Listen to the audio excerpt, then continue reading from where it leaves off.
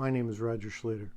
This video is actually about some of the businesses that are relatively easy to start, in case you just, you don't have a whole lot of money, a whole lot of time, but you really want to start a business, something to give you a little bit of money and a little bit of experience too. So anyway, there's a few easy to start businesses that require very little upfront investment and can be started relatively quickly. Here are 10 ideas that I have. Number one would be freelance services.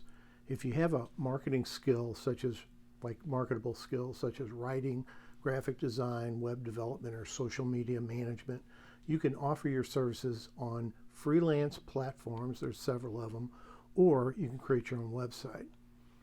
And this is pretty good. You can almost do this with anything, any marketable skill, anything that you know how to do that other people really can't do as well. Number two would be drop shipping. With drop shipping, you can sell products online, without having to handle the actual inventory. You simply set up an online store, you market the products, and then when a customer places an order, the supplier, instead of shipping to you, they ship the product directly to the customer.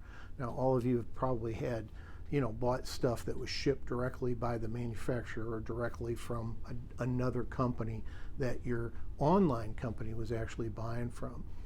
This is a very accepted way to do business because it eliminates a lot, all the inventory for the company, for the online company that you're actually buying the product from.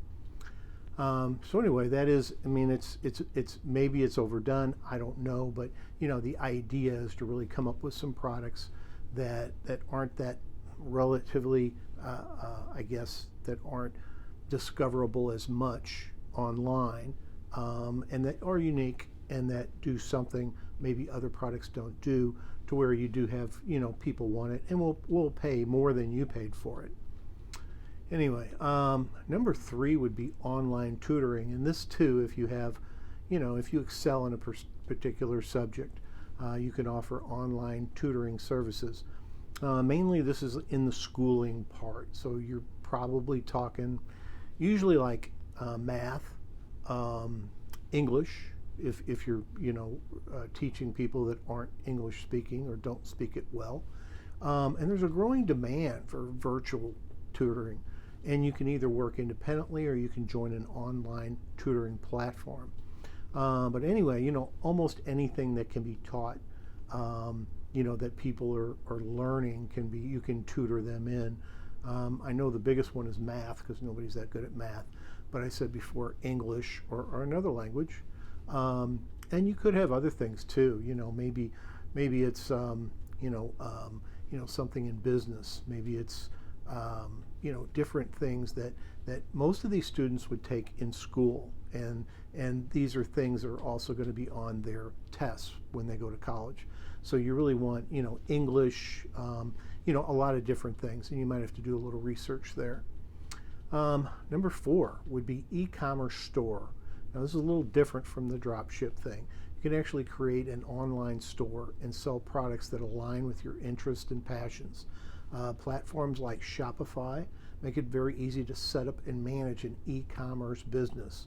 I have even heard of some YouTube people that actually will sell either guides, or they'll sell books, or they'll sell how-to manuals of almost anything they do.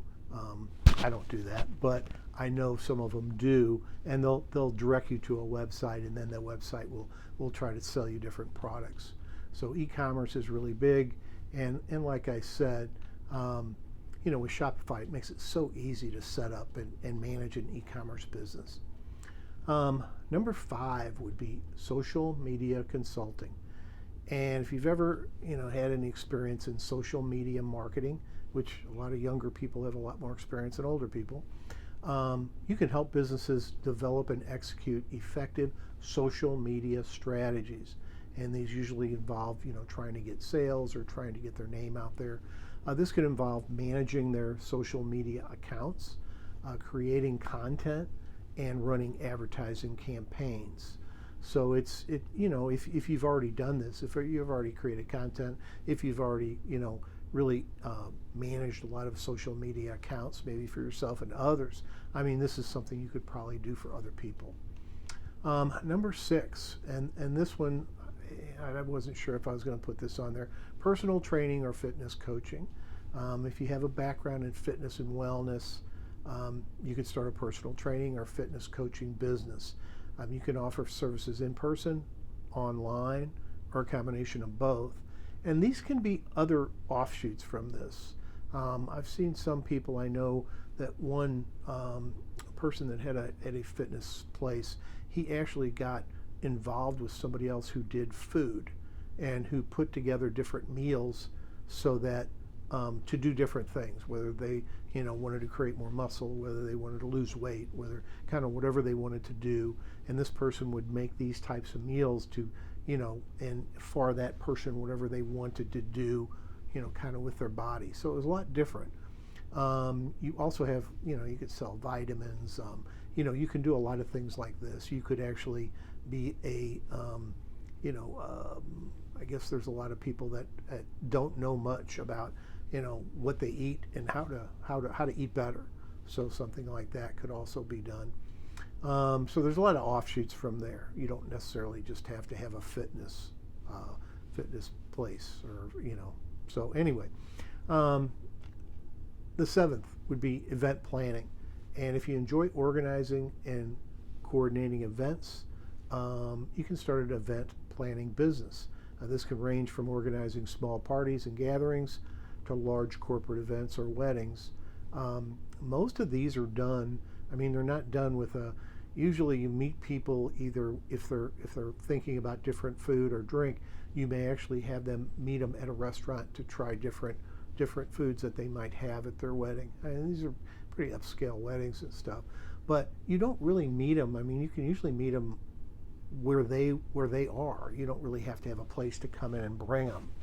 So anyway, that's why it's such a, if you have this type of planning skills and everything, it's an easier business to start than you would think. So anyway, number 8 would be cleaning services. Nobody likes to clean. Nobody likes to clean their house or their business or anything. I was at a business once where they made us clean the business, and it never got cleaned. I mean, the most that we would do is empty the trash cans. So I don't know. That's not a real good idea. Anyway, cleaning services. Starting a cleaning service can be relatively straightforward. You can offer residential or commercial cleaning services, and then you can expand. As you build a client base, you can expand doing. You can. A lot of people focus either on residential or commercial. You could do both, and then you can expand as you go. After you've done some commercial cleaning in that, and maybe then you start hiring some people, and then pretty soon you get more jobs, and then you have to hire more people. But that is a people business, so it's kind of tough. You got to have people that actually come in, or you're going to have to do it. So anyway, the cleaning business from what I've heard, I have never started one, but I've heard it's relatively easy to start and get your first clientele. Number 9 would be pet services. If you're an animal lover, you can offer pet-related services such as dog walking, pet sitting, pet grooming. These services, of course, the grooming you might have to have a little experience at. These services can be provided in your clients' homes or at your own location. People are pretty good about this. Usually, if you're doing pet sitting, you're at their house. Usually, dog walking, you're getting the dog at their house and walking around the neighborhood. The grooming business, I've seen them, have like a van where they go to the person's home and do it in there, or do it in the home, whichever. But those are businesses that are very easy. Kind of easier to start than you would think. Number 10 would be homemade crafts. And if you have any creative skills and you can create and sell handmade crafts online, through platforms like Etsy, there's a number of other platforms, but Etsy's the big one. And if you have made crafts before, or if you create stuff and give them to other people or whatever, sometimes this is a good way. Put something on Etsy, or sometimes Etsy is just put stuff on there that people haven't gotten yet. Sometimes it's a certain product that maybe is nowhere else, and it's pretty easy to make. So you make it and put it on Etsy, and really nobody else has it, so it can sell pretty handily. And also it can include jewelry, artwork, clothing, or home decor items. These are all things that are sold, like on Etsy. And when people go to that site, they expect things to be handmade. They expect things to be, they don't expect things to be made in a multi-million-dollar factory. So anyway, they'll pretty much, they're a little more understanding of the type of product that it is. Anyway, remember that these businesses may be easier to start.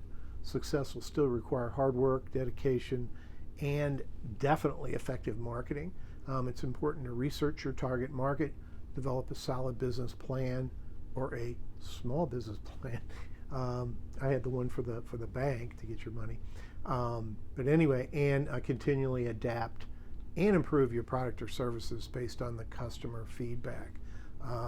So anyway, please subscribe, hit the notification bell for notice of future videos. Also, please like the video if you got value from it. My name is Roger Schlueter, and I will basically see you in the next video. Thank you.